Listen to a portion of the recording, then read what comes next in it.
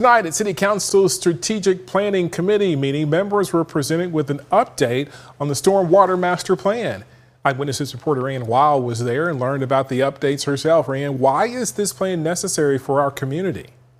After the major flooding this summer, Wendell, a plan is needed to control rainwater in the area. This wasn't the first major flooding that affected us, and it may not be the last. So officials tell me they are working to attack this in the most efficient way possible.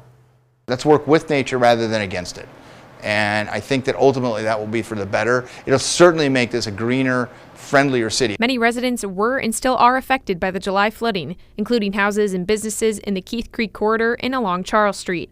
President of Rock River Service Dave Carter says he remembers those few days very clearly. Well, this would have been our 7th or 8th time that we've been hit, and so I suspected the worst. I actually got down here around 6 in the morning, and there were cars scattered about like a pinball all along Charles Street. Then I knew we were in bad trouble. Carter says because of how much development is along Charles Street, there's no current way around the flooding. We're 20 feet from Charles Street and we're at the same grade as Charles Street. We get soaked. There's nothing that we can do to fix the problem. We can't mitigate it. We can't even build a wall to stop the water. I mean, it floods another 4 or 5 houses up from here. So we are basically at ground zero for the flooding. The City of Rockford's stormwater plan was created early last year to address water mitigation in the area.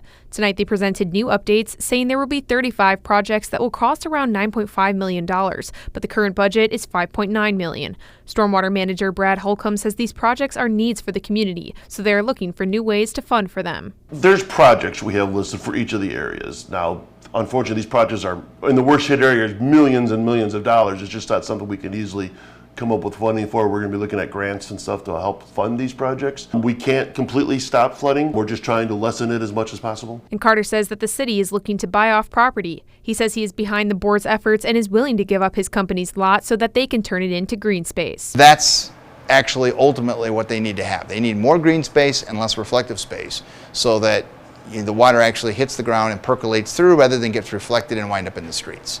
But it's going to take a lot.